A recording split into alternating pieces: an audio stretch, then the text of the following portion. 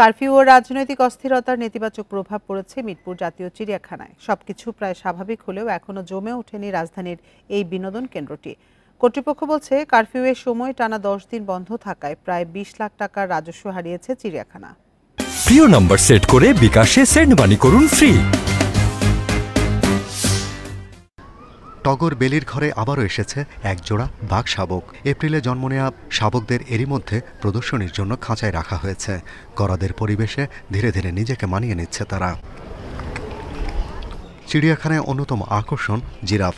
মাঝ দুপুরে গরাদে খাবার এলে নড়ে চড়ে বসে জিরাফের দল।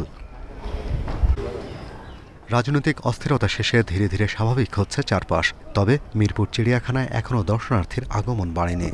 এখন আর ভয় নেই, ভয় কেটে গেছে, জনজীবনও স্বাভাবিক হয়ে গেছে। আমরাও বাচ্চা কাচ্চাদেরকে নিয়ে একটু আপনার বিনোদনের জন্য চলে আসছি। টিকিট তেমন বিক্রি হয়নি, সেল হয়নি, লোকজন ভয়ে ঘর থেকে বেরোতে পারেনি, বিধায় হলো আমরা টিকিটটাও তেমন সেল করতে পারিনি। আমাদের জন্য দর্শনার্থী কম ছিল, সরকারের অনেক ক্ষতি হয়ে গেছে। জাতীয় চিড়িয়াখানা থেকে প্রতি বছর রাজস্ব আয় হয় প্রায় 16 কোটি টাকা। জুলাইয়ে কারফিউর সময় 10 দিন বন্ধ ছিল চিড়িয়াখানা।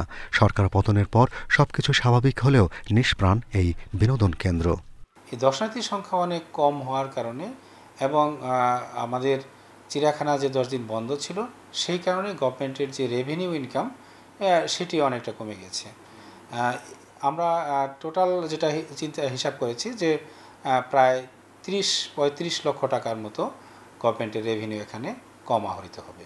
মিরপুর জাতীয় চিড়িয়াখানায় 135 প্রজাতির প্রায় 3,500 প্রাণী আছে। তবে এখানে ধারণ ক্ষমতার চেয়ে প্রাণীর সংখ্যা প্রায় 500-রও বেশি। Shahriar Anirban, independent news, Dhaka.